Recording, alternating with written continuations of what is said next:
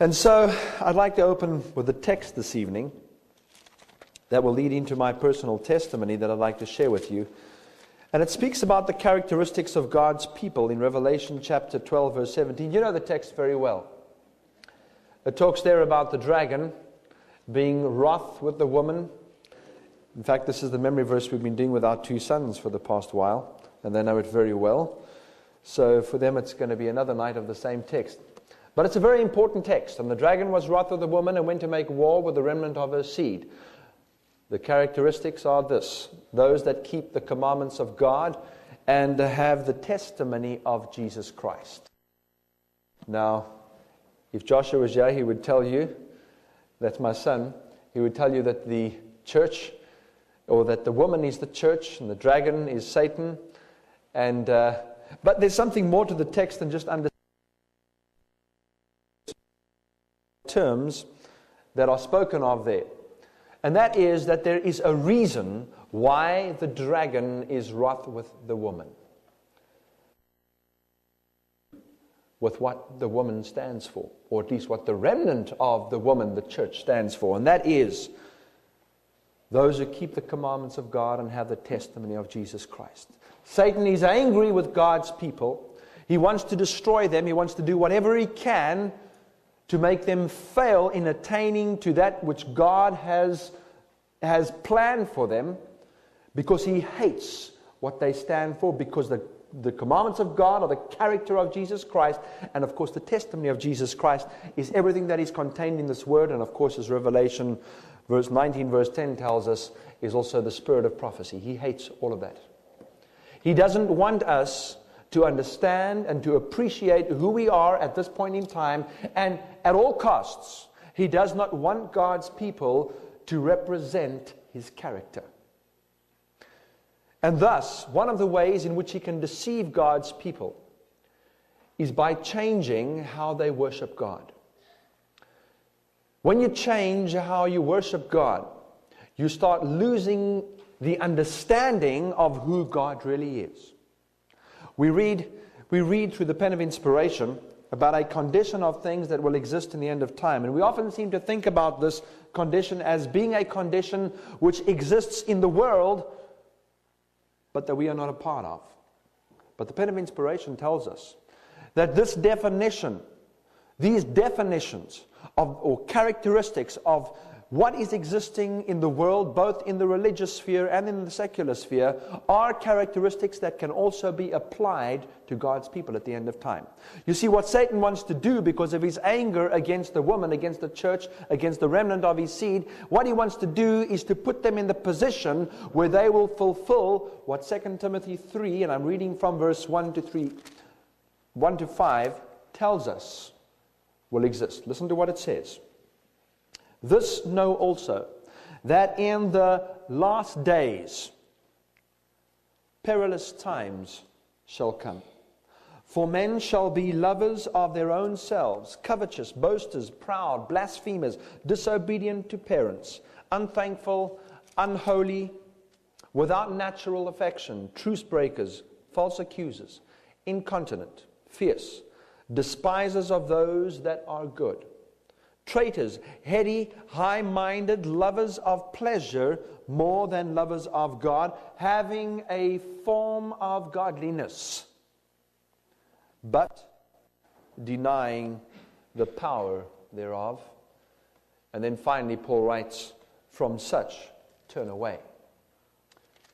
It is no mistake that in this chapter, or in the beginning of this chapter in verse 2, Paul starts off by saying, they will be lovers of their own selves. That was not by mistake. That is what caused the fall of Lucifer. Somebody who fell in love with his own self and the idea that he could become like God. Self-centeredness, selfishness. That is why the very next word that Paul uses is covetousness. Lucifer coveted a position that he could never have.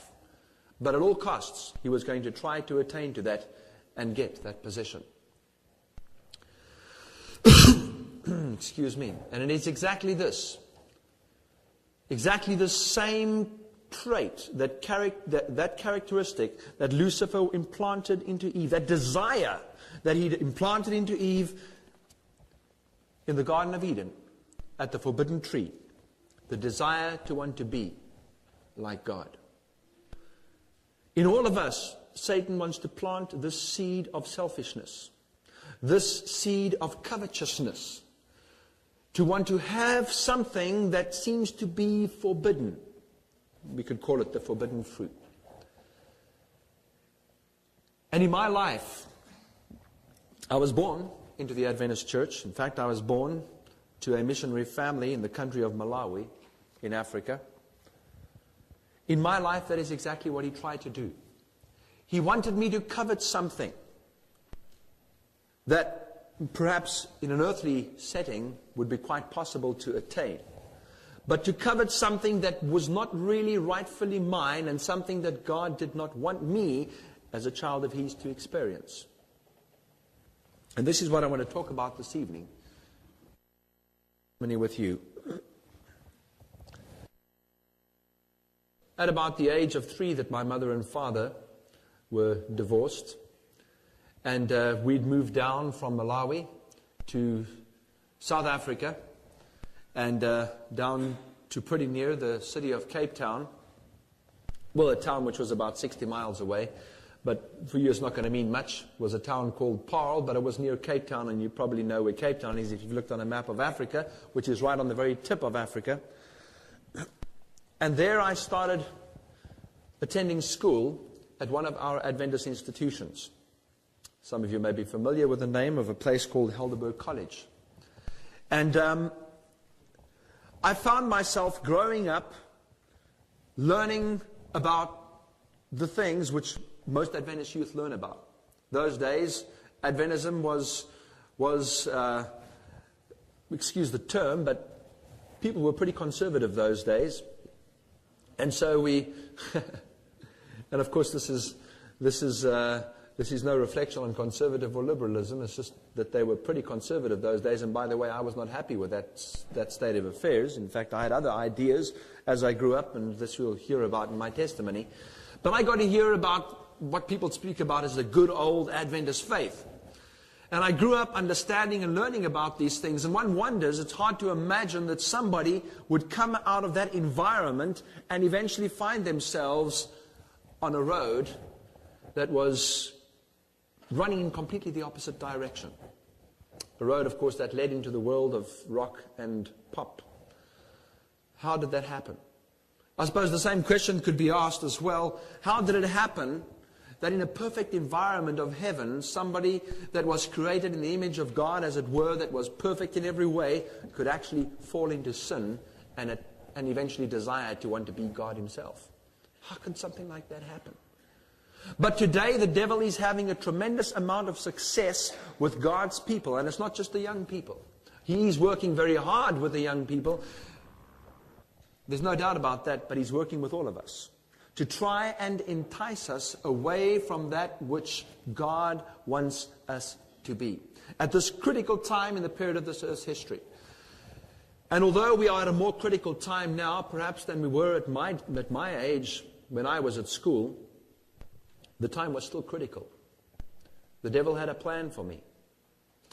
Of course, God had a plan. I didn't know what that plan was until much later in my life. If I'd known, I might not have chosen the route which I took. It was at a young age that I started developing a love for music. And I was into music and the arts in their various forms. I enjoyed drawing and painting and doing that sort of thing. But music became my greatest love.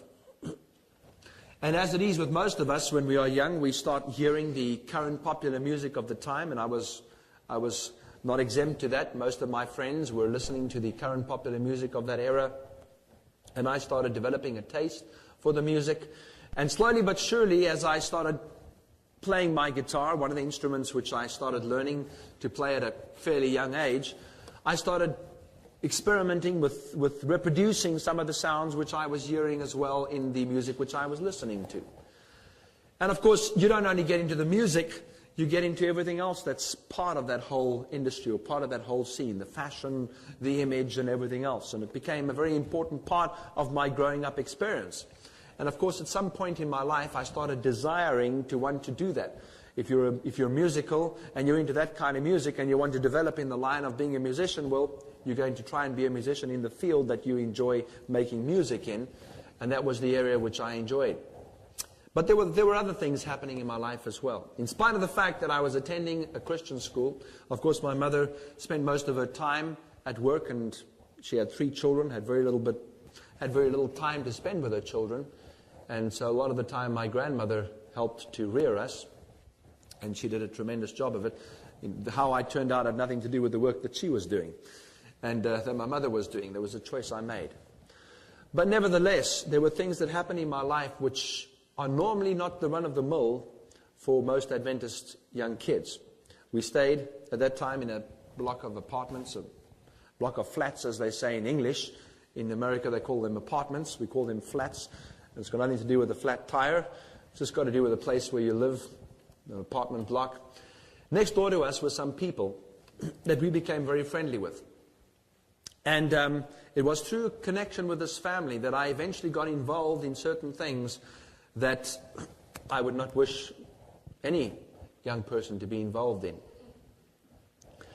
And I'll tell you a little bit about it. It was at about the age of 12 that my mother moved away from Somerset West, which is the town where Helderberg College is, the institution where I was going to school. And I thus started attending boarding school. And at boarding school, during the holidays, I often used to go home, but it was one holiday, probably at about the age of 13, I think it was, 12 or 13, that I asked my mother if I could spend the holiday with this family that we had been neighbors with and spend some time with them during the holiday. We were good friends. They weren't Adventists, and they weren't Christian either. But my mother assented to the fact that I could go and visit them during the school holiday, and I ended up spending the holiday by this family.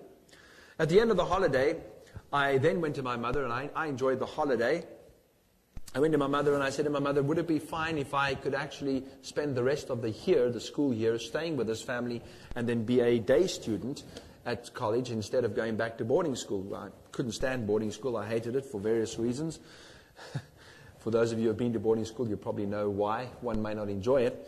But in any case, after a lot of persuasion and arm twisting, my mother said, fine, you can spend the rest of that school year with this family.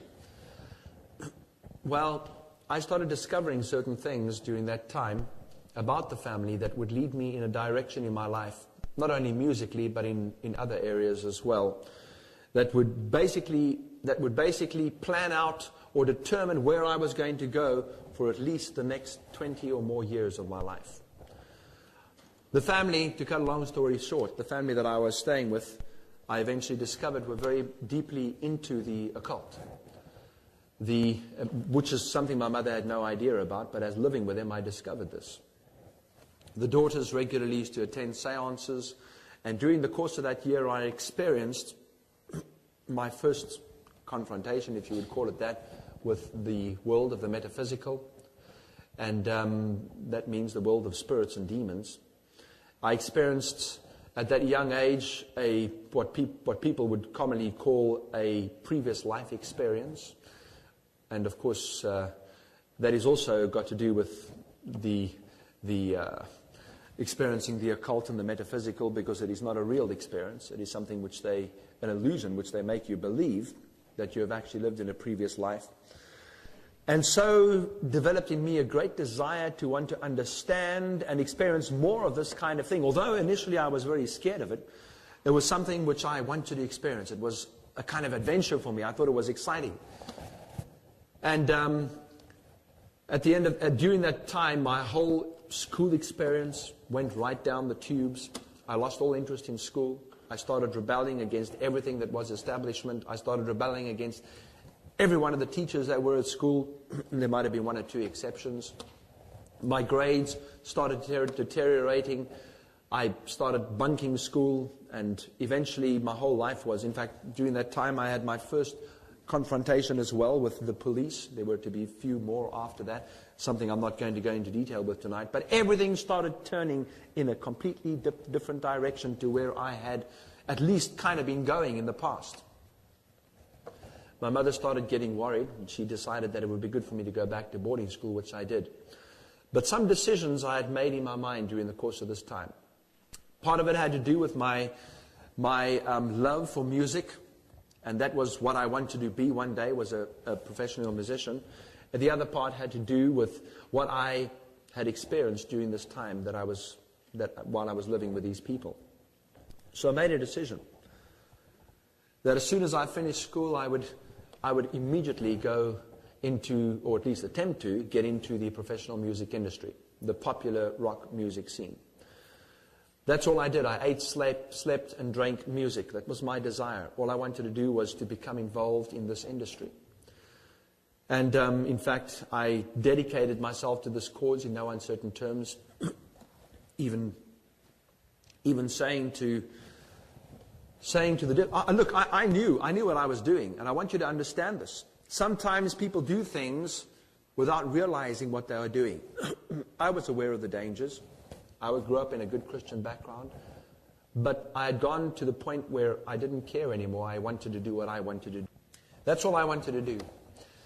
And so one day in my room in boarding school, I said to the devil that if you fulfill my dream for me, I will do whatever you want me to do. Well, that's what I did. When I finished school, I started pursuing this dream that I had of becoming somebody or something in the popular music scene. Of course, you don't just walk out of school into the rock music industry. It's a process that you go through. There are bands and auditions and people and gigs, and it's a ladder that you climb, and sometimes you never climb the ladder. Some people stay there for the rest of their lives trying to reach that goal. Some get halfway there, some whatever. It's a journey that you go on. You discover things, though, while you're on that journey. One of the things that happened to me, though, before I got into that, was that I had to go to the military for a few years. And during the time in the military, I had an experience. In fact, it relates back to the girlfriend that I had at school. And when I went to the army, it must have been just before that she fell pregnant, and I got a temporary exemption from the army and we were planning to get married and planning to have this child, and everything just went wrong. And eventually the child which we had was given up for adoption. In fact, because of the arrangements that were made, our child, it was a baby girl, was adopted into the home of an Adventist pastor. We didn't know who he was, who him and his wife were. We just knew that that's where our baby went. And that was that, as far as we were concerned. And so after the army and this experience, and I will touch back onto this experience later on, I started pursuing my dream of getting involved in the rock music industry. And after a number of years of climbing the ladder, as it were, I joined a particular band that were doing very well for themselves as a songwriter and a vocalist. And in this band, while with this band, we started recording some of our music. I was composing a lot of the music. And we started taking steps towards making a name for ourselves in the local music scene. Soon our music was being played on the local radio stations in South Africa. We appeared on television during that period of time. And we started making a name for ourselves. And it was during that time that a producer spotted me, who had been recording us as a group. And he asked me if I would get involved with another project that he was putting together. And that was a few different members from different bands that he wanted to put together into one group and take them overseas to pursue their career there. Well, when you get involved in the rock music industry, you don't just get involved in the music. In fact, there's a slogan in the rock music industry, and the slogan goes something like this. You've probably heard it before, and we'll be discussing it in some detail during the course of the next few days. And the slogan is sex and drugs and rock and roll. And not necessarily in that order either. But that is what the rock and roll music industry is about. Now, it doesn't matter what you see on the television. In fact, if you look carefully on the television, and nowadays you don't have to look too carefully, you will see that this is exactly what it's all about. If you look at some of the videos on MTV and what's going down there, you will see that the object and how they promote it is normally with the sexual. And of course, you will see that the drug part of it is alluded to time and time again. And of course, the music, the term itself, rock and roll, really means sexual intercourse. We'll be talking about that later on during the course of the weekend as well. These were things that I got involved in. In fact, I got very much involved in the drug scene, and it became a part of my life, a way of life for me to take drugs, to go to gigs, to live the life of a rock musician. You don't just... In fact, it's very difficult. In fact, it's almost impossible to become a part of that industry without taking on all those things that go along with it. It is absolutely impossible. There's no way that you can become part of the rock music scene without falling prey to those temptations. It's part of the territory. And anyway, there I was in this band that the producer had asked me to become a part of, and after spending a year of recording, we found ourselves on a journey overseas to Europe. Ended up in Germany, and after 3 months in Germany, we signed a record contract with a record company called Polydor Records, and which for us was really something tremendous. We thought we'd spend years before we even got a record deal. Within 3 months, we had the record deal. We released our record in September of that year throughout Europe. And the group's name was a band called The Respect, and the record was a record entitled She's So Mystical, and it was played over the radio stations. We appeared on national television, and we started pursuing our career overseas. Of course, everything else that went along with it was part of the parcel we were absorbing as well, and that was the drugs, and it was also the occult. In fact, all the guys that were in the band that I was in were pretty much into the occult. In fact, we were pretty much into numerology and astrology, and the very name, The Respect, we chose because it had a good numerical value. It was a lucky number, so to speak, although what was happening in the band was not that lucky, because as you may well imagine, in many different bands, if you've got so many different personalities and everybody's trying to be number one, there's bound to be controversy and ego clashes and those kinds of things, which happened in the band that I was in. A very short while after the release of our record, we broke up. Now, for any of you who, and I might just say this evening, for any of you who have read the book by Samuel Bakayaki, The Christian Music and Rock, if you read the end chapter, which I contributed to there, he says that, and I don't know how it got into the chapter, by the way, he said that we released a record, She's So Mystical, and after that it was, another one was released called Mamma Mia. I never knew about that record. It never existed. And how it ever got into that chapter, I don't know. So, Mamma Mia, how that happened, I'm not sure. But nevertheless, it was interesting, though, that our producer was Italian. So maybe he was, when he was editing that chapter of mine, he was thinking about the producer, and somehow Mamma Mia crept into it, him being Italian as well. I don't know. But anyway, after that, the band broke up. And I started pursuing a solo career, and my manager, producer, who was the same man, started working towards promoting this career of mine. And it was during that time that we started working as session musicians and as advisors for some German groups who were recording in some studios in Germany. And so we'd spend a lot of time helping them and guiding them, particularly very often with composing English lyrics for their songs and other things as well in the production and arrangement of the music. And it was during that time that we received a request to finish a job that we were doing, and it was going to be necessary to do what they term a marathon session. That means you go into the studio and you work and work and work until the job's finished. And sometimes it takes 2 or 3 days without sleeping to do that. And so we went into the studio and worked, and of course when you're in the studio, you don't stay awake for 3 days on water, food, and love. That is not what happens. You need some other things to keep you going. And so we started imbibing in drugs and to keep us going for those few days in the studio. Well, I'm not going to go into too much detail about that because I don't want to go into any of the gory details. I don't think it's entirely necessary. But to cut a long story short, after those 3 days, we ended up going to a musician's house, one of the vocalists in one of the groups. And at her house, we started watching videos, and we started getting more involved in the drugs. And I had a drug overdose. that's the cutting the long story short part of it. And as a result of that, I nearly died as a result of the drug overdose. But let me tell you, during that time, I found myself on the bathroom floor in this person's house, just about drowning in my own vomit. And some things happen to you when you're in the position where you know that you're losing it. When you're in the position that you know you're going to lose your life. You start thinking about things, especially with the background that I had, perhaps things that I'd never really thought about seriously for many, many years. I knew that the devil wasn't going to help me. It was probably exactly where he wanted me to be. I knew there was only one person that I could call out to in that position, in that situation, and that was to God.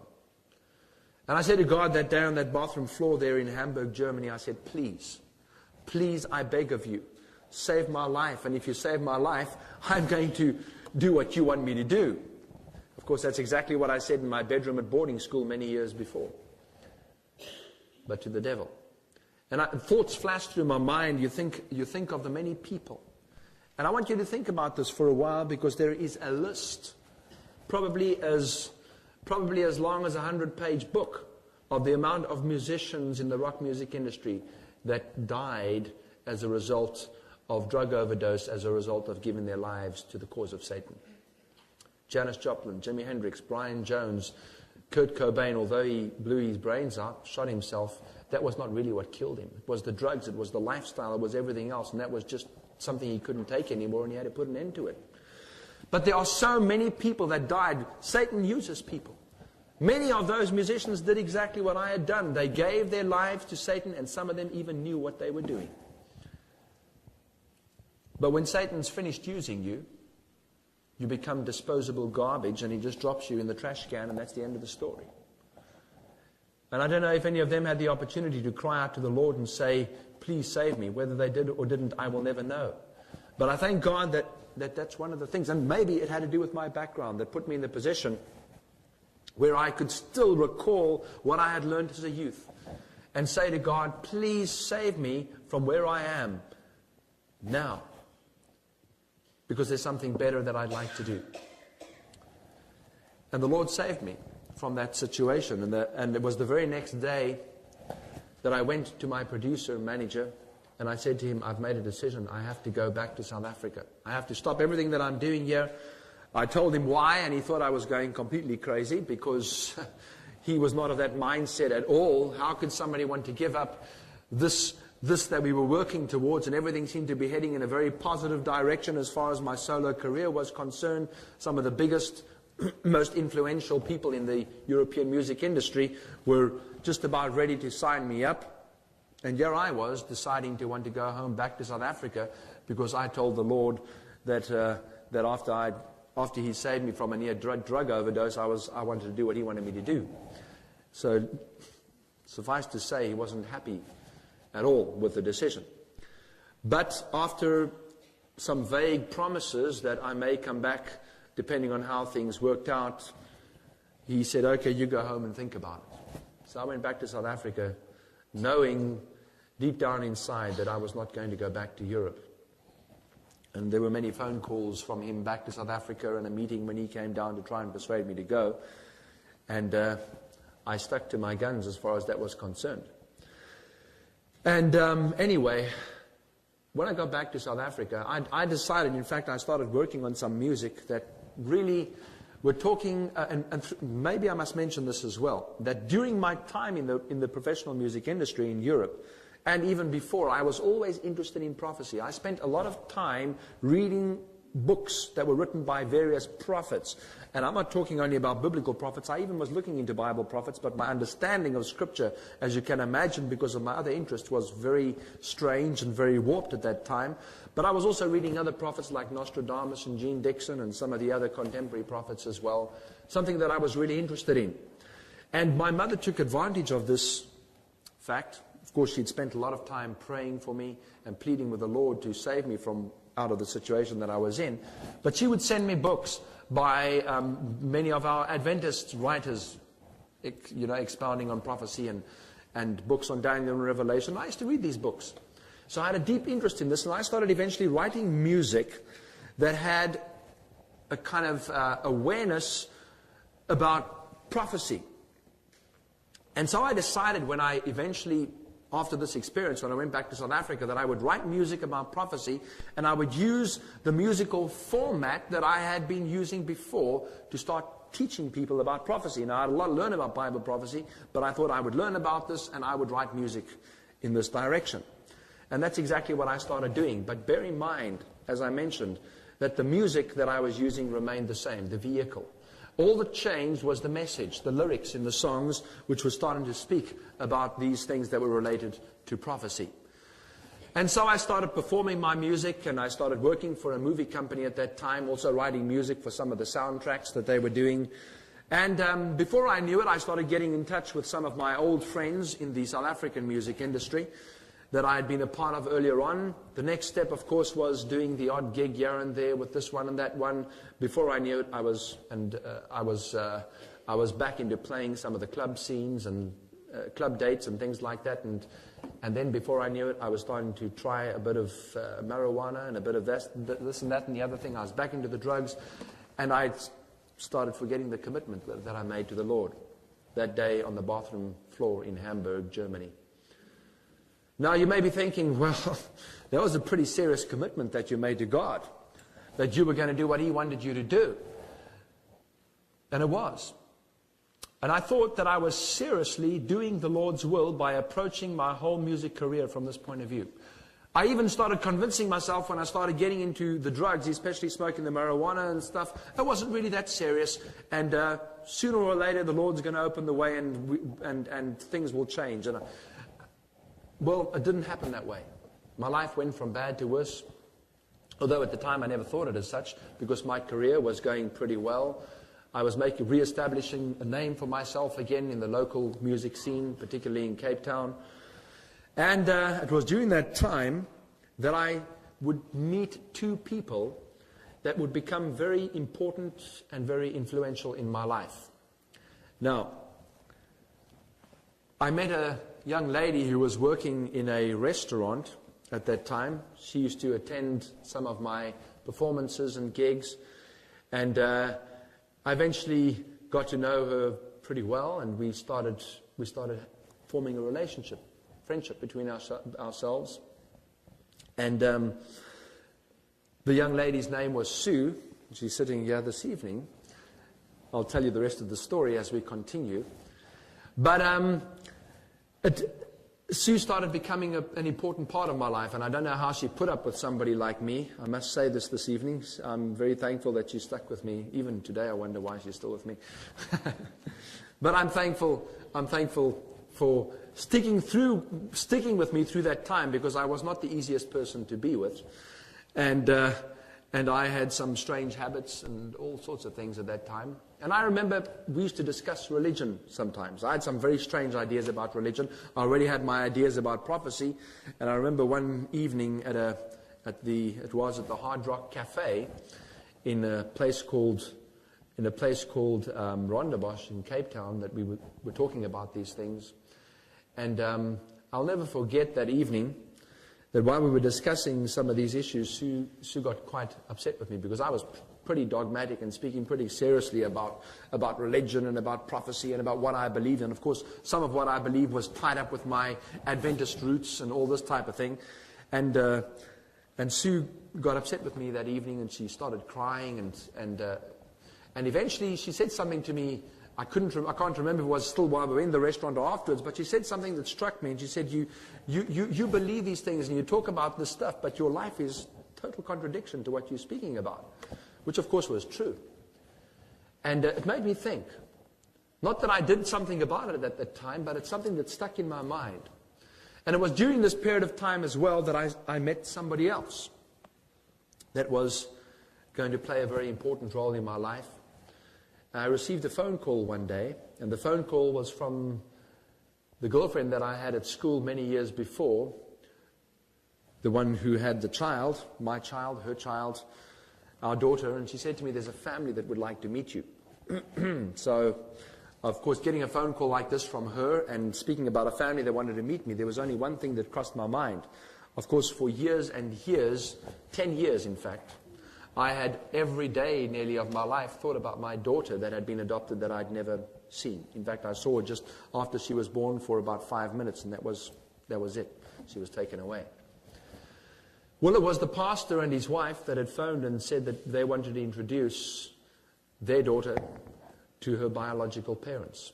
They had told her from when she was a baby that if ever she wanted to meet her biological parents, they would introduce her to them. And this was the occasion. Now, it's difficult to explain for somebody who has not gone through that, because as you well know, when somebody is adopted into a family, the biological parents rarely, if ever, get to see that child again. And it's normally the child, perhaps after leaving home, that searches out and tries to find where the biological parents are and tries to meet them. And that doesn't always happen either. Yeah, we had a situation where the family which had adopted our daughter wanted to meet us and wanted her to meet us. And the feeling and the experience of meeting your own child after so many years is inexplicable. I can't tell you what it's like. As I say, only if you've experienced it, you'll know what I mean. It does something to you that nothing else can do. And as it turned out, the pastor and his wife were moving down to Cape Town. They'd been somewhere up country in South Africa, and they were moving down to Cape Town to pastor a church there. Of course, I was doing most of my music career in Cape Town, working as a professional musician, as a session musician in studios and gigging and doing performances around the city and outlying areas. And so when they moved down, it provided me with the opportunity to visit this family and visit my daughter. And as we were visiting together, we would often talk, and Sue and I used to often visit them. We would talk about religion, of course. Him being a pastor was something which he enjoyed speaking about, and often about prophecy, which was my big interest. And one day during the time that we were visiting, he said to me and Sue that there's an interesting series of talks or seminars or an evangelism crusade, whatever you want to call it, that is going on in Cape Town somewhere, and how would you like to go and attend it? So a lot of it has to do with prophecy, and why don't you go out there and attend the program? Well, I was a little skeptical at first, and of course it was interesting that in spite of Sue's feelings about religion, because she came from a basically atheistic background, family that was not interested in religion at all, in spite of that, she was responding very positively to want to go and attend these meetings. And I attended one meeting. There were two of them actually going around about the same time. I attended one of the meetings and she attended the other one. And after she attended it, I was kind of not really interested in going to the one I was going to. She convinced me that you must come to these meetings that I'm going to, because this is really something that you don't want to miss. And she was really enjoying them, and then I started going with her. But it was at that critical point in time, and this shows you how the devil works. At that critical point in time, just before this was taking place, I received an offer from somebody that came out to South Africa, said that I should come over to Los Angeles and pursue my career there, and they knew many people in the industry, and that would be a good idea if I came to Los Angeles and carried on with my career there. And I was seriously considering this. Some of the musicians that I was working with in Cape Town were going to come over with me. We started making our plans to leave South Africa. So I was geared up to go over to Los Angeles, and yeah, these meetings were beginning, and I thought, well, it's a good time for me to learn a little bit more about prophecy, and I'll take some of these ideas with me and start a new project when I get over to Los Angeles. Of course, it's taken me let's think about this. It's probably taken me another 12 years to get to Los Angeles, and that will be this coming week. But for a different reason. Okay. And to cut a long story short, I never ended up going to Los Angeles, because what we heard at these meetings, there was a man presenting a series of meetings in Cape Town by the name of Professor Walter Fite. Probably many of you know who he is. And after attending these meetings, I learned a lot more than just prophecy. I started becoming interested in more than just end-time events and things like that. Something started happening in my life. I started seeing truths about the Bible and about Christ, and of course Sue herself as well, that made us realize that we had to make a decision to do something in our lives. By the end of that series of meetings, Sue and I made the decision to get baptized. We got baptized. Within 3 months of being baptized, we were out of the church again. Okay. So now you're wondering where the story is going to end. For some of you who have read the book, you'll know where it ends. But within 3 months, we were out of the church. Largely, I was responsible for it. You see, there was something that I had not learned to give up. Now, you may be wondering what that is. It wasn't the drugs. The drugs was something that I had taken into my life, that I had adopted into my experience as a result of something else that I actually had a deeper love. It wasn't the occult either. By this time, the occult had kind of lost its interest for me. Although I was still interested in those kind of things, I wasn't involved in that sort of thing anymore. I just had an interest in it. But that wasn't either what was pulling me back. The thing that was pulling me back was my big love, if I could call it that, or my downfall. In fact, there was a song written by a man called John Mayall, if I remember correctly, back in the 70s. There was a song entitled, "Music Was My First Love, and It Will Be My Last. Music of the future and music of the past." That was what was pulling me back. There was something in the music that I couldn't let go of. There was something in that emotion, in that which I experienced every time I played that music, and every time I performed it, that I couldn't let go of. And so it was that during that period of time, and of course one of the other things was that it was the only way in which I knew to make a living. And so I convinced myself that it would be fine to go back and play some of that music occasionally and perhaps earn a bit of money and just survive in the meantime until God showed me what to do. As the case turned out, it was a survival until the devil showed me what to do.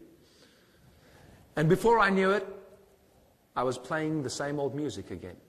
I was stepping back into that. Before I knew it, I said to Sue, I don't want to go to church anymore. In fact, the problem was I couldn't face church because I knew what I was doing. Sue still carried on going to church for a while, but I kind of dragged her out with me, if I may say that. She might not say it was my fault. It's a decision she made, she might tell you, but I think I played a big part in it. And thus I entered into perhaps the two darkest years of my life. There's nothing, you see, what I had experienced was an intellectual conversion. I knew what the truth was. In fact, combined with my Adventist upbringing, and combined with what I had learned during this series, and combined with what we were studying and learning, and we were really getting into the Bible in a serious way, combined with all these things, I knew what the truth was. I had made a head decision that this is where I would want to go, but there was something that was missing. Surely, the music was pulling me away, but there was something that had not happened in my experience. And in a sense, I probably was preventing this because of the decisions I was making from this happening in Sue's experience, in her life. And so these 2 dark years of my life became probably the period of time that I would call the final testing ground in my experience. There's nothing worse than knowing the truth. There's nothing worse than knowing that the Holy Spirit is speaking to your heart, but you are trying everything that you possibly can to run in the other direction. And the Holy Spirit was speaking to me. But what I would do is I would smoke joints and take cocaine, do whatever I could, sometimes LSD, to try and kill not consciously realizing it, but that's what I was doing. I was running away from the voice of the Holy Spirit. And I was trying to kill that voice by just rushing into this music scene and everything else that was there so that I wouldn't have to make a decision. It was towards the end of these 2 years that I received the contract to go and play in a city which was pretty far away from Cape Town. And I went up there on my own. Sue stayed down in Cape Town. And while I was there, I ended up, due to circumstance, but I think today probably due to providence, staying in a place which was pretty far outside the city. Of course, when you're a musician, largely you are performing at night, and that's what I did. I performed at night, and during the day I had a lot of time to myself, some of the time. And I ended up staying on a place which was quite near a beach, and the beach was a pretty deserted beach.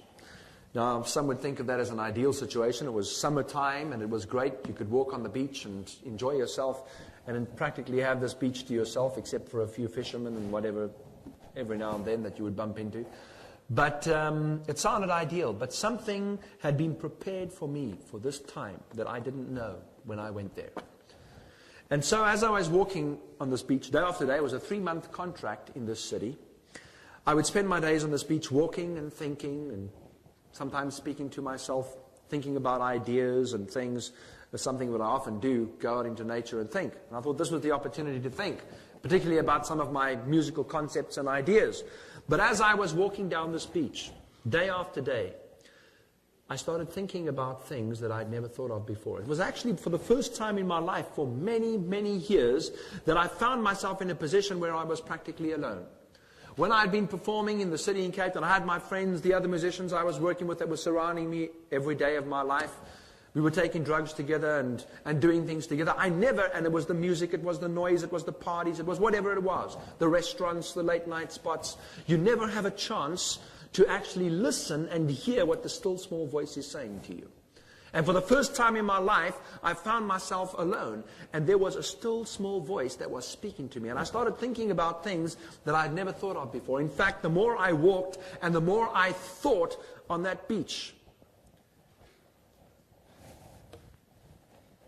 the more depressed I became. It felt like a heavy, dark cloud was starting to settle on me. In fact, I was becoming depressed because I was thinking about my life. I thought about the many times in which I had made decisions for God and turned back on my decisions. I thought about how I had let my family down.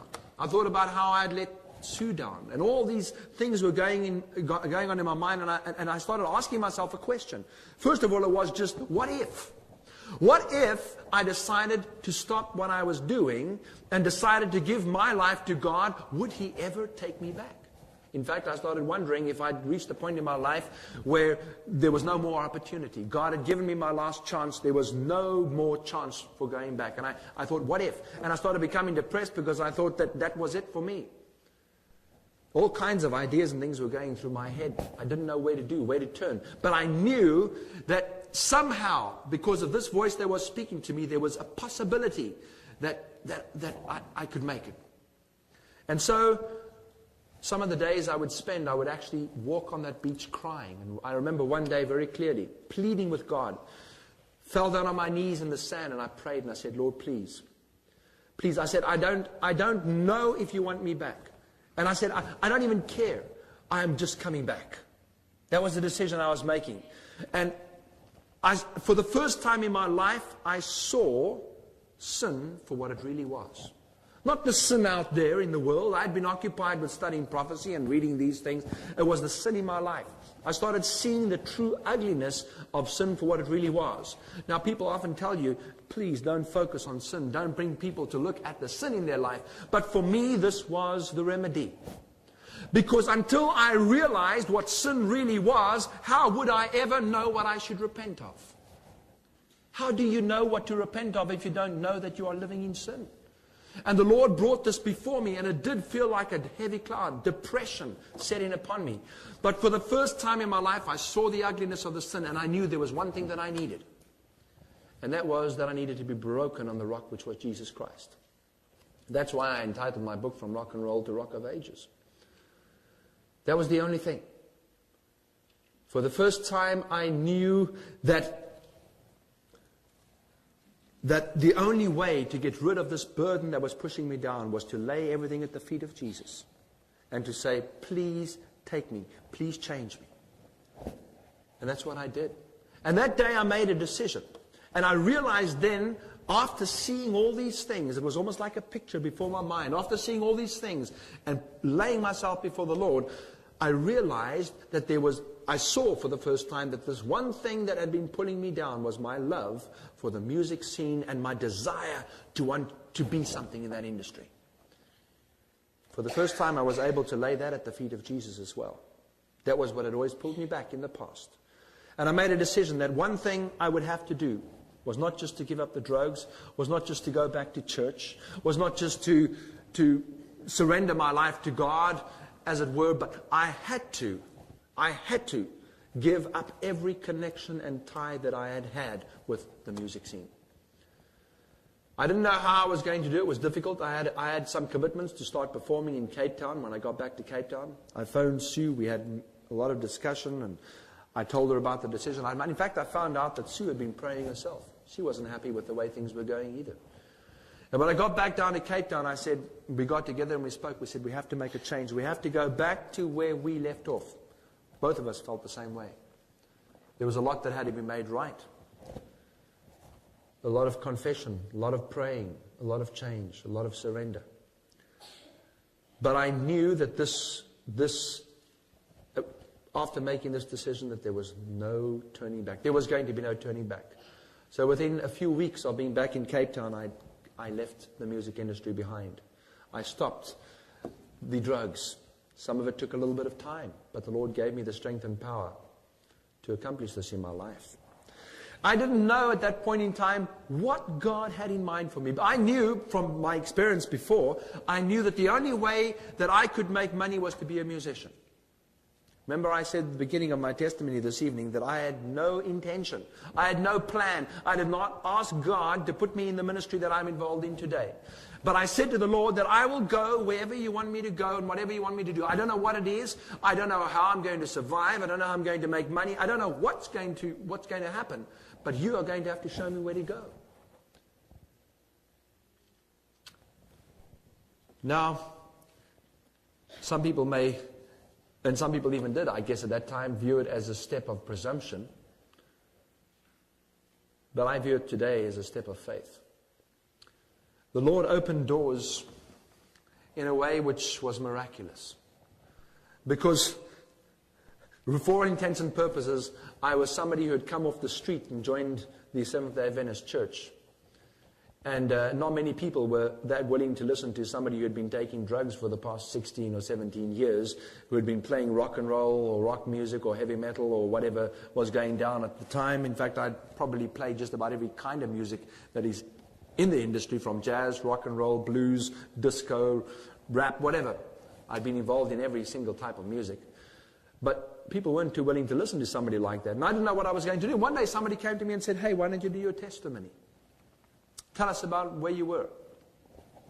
What happened in your life? And I started thinking about that, and I thought, well, if I give my testimony, I need to tell people more about my testimony. There are things that I experienced while I was a part of that industry that people need to know. There are things that I know about the music. There are things that I know about what happens there that people in God's church need to know. And so I put together one seminar, and I started speaking about these issues. Within a month or two, I got invited to speak in an evangelism campaign that Professor Fite was doing. And so I started speaking to students and people from Helderberg College, my old school. And then I started getting invited to churches. Before I knew it, I got invited by a gentleman to go overseas. And slowly but surely a ministry started developing. I never asked God to put me in this ministry. I just said, Lord, take me where you want me to go. Now, before I'd made a commitment in my life and said to the devil, I would do whatever you wanted me to do, I know today that why I am standing even here today in Vancouver is because God opened the door.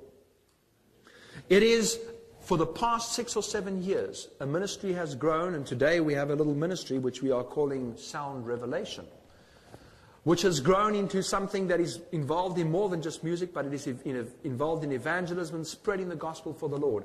And through all these years, we have never once gone hungry. We have never once had to stay on the street. We've had a roof over our heads. The Lord has taken care of us. In fact, many times I wonder if we even deserve what He's done for us. But I can tell you that if you make a commitment to God, if you are sitting here this evening, if there's anybody sitting here this evening who's in that valley of decision, who doesn't know where to go or what to do, who knows that you have to make a decision in your life, and it doesn't matter how old you are, and you're wondering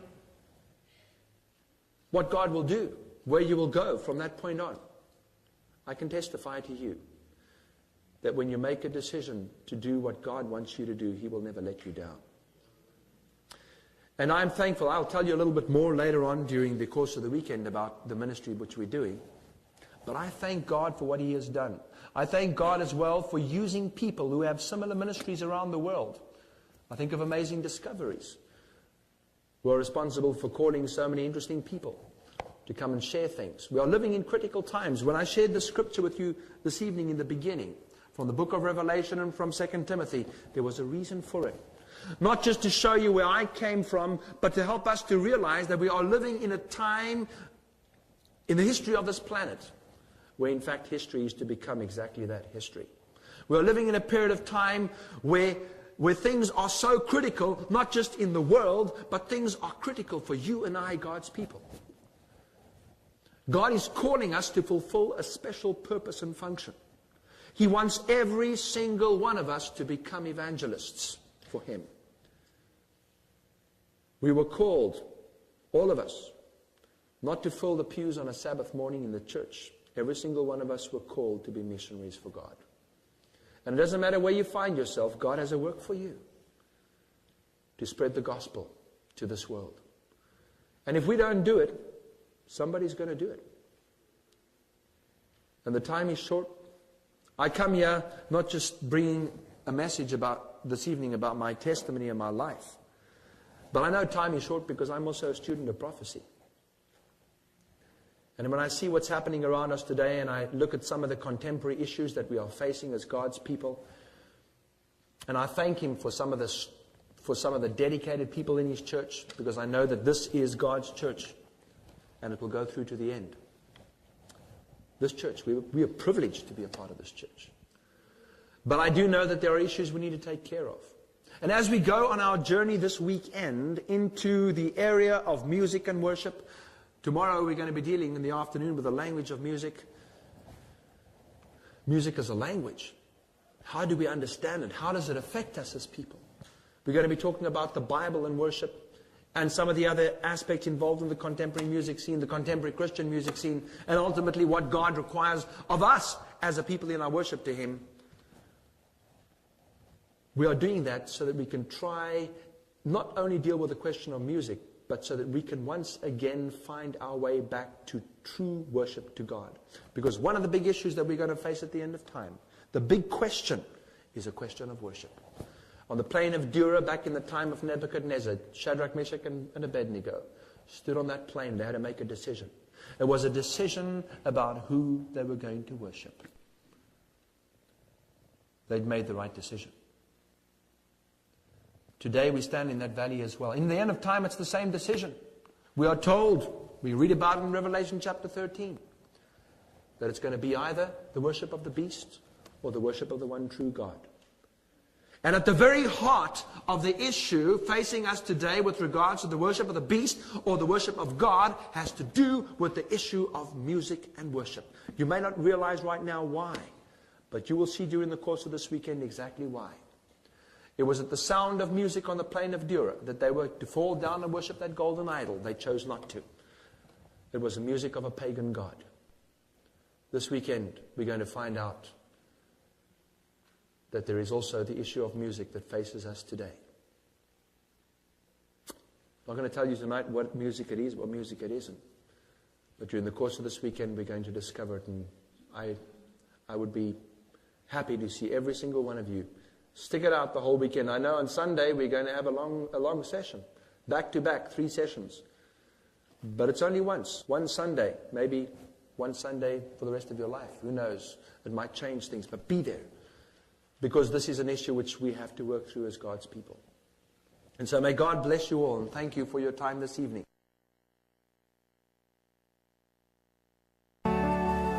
Brian Newman's book, From Rock and Roll to Rock of Ages, serves as an excellent complement to the video series, Voices of a Dying Planet. Brian Newman's musical compositions can be enjoyed on 4 CDs containing instrumental and vocal arrangements. Amazing Discoveries also carries a full line of videos covering such topics such as creation versus evolution, Bible prophecy, current world events, and a healthier lifestyle. The following titles can be obtained through our online catalog. For the Father waits over the way to prepare us a dwelling place there in the sweet by and by we shall meet on that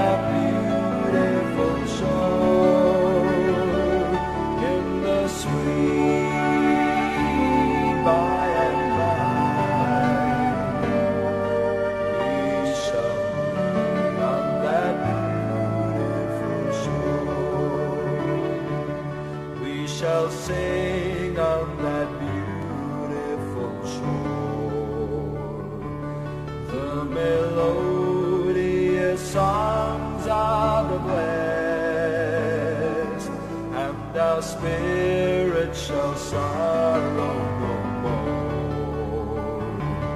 Not a sigh for the blessing of rest in the sweet by and by.